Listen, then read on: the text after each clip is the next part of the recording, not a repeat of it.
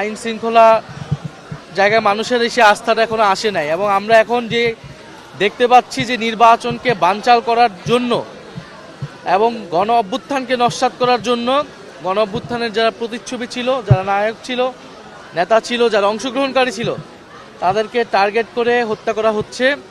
এবং এটি ওসমান হাদির উপর হামলার ঘটনায় পুরো জাতি দেখেছে। ওসমান হাদিকে যারা হত্যা চেষ্টায় লিপ্ত ছিল তাদেরকে কিন্তু এখনও গ্রেফতার করা সম্ভব হয় নাই। আমরা বলতে চাই অতি দ্রুত সময় তাদেরকে গ্রেফতার করে বিচারের আওতায় আনতে হবে, এবং এই পুরো পরিকল্পনার সাথে, এই আয়োজনের সাথে যারা জড়িত, প্রশাসন থেকে শুরু করে যারা সরকারের ভিতরে বাহিরে যারা নীল নকশা করছে, তাদেরকে চিহ্নিত করে গ্রেফতারের আওতায় আনতে হবে এবং আমাদের ফ্যাসিবাদ বিরোধী জাতীয় ঐক্য বজায় রাখতে হবে। আমরা দেখছি এই ঘটনাকে কেন্দ্র করে রাজনৈতিক দলগুলো একে অপরকে দোষারোপ করছে। আমরা মনে করি এই সময় আমাদেরকে এই জায়গা থেকে সরে এসে একটা ন্যূনতম একটা জাতীয় ঐক্য আমাদের মধ্যে রাখতে হবে।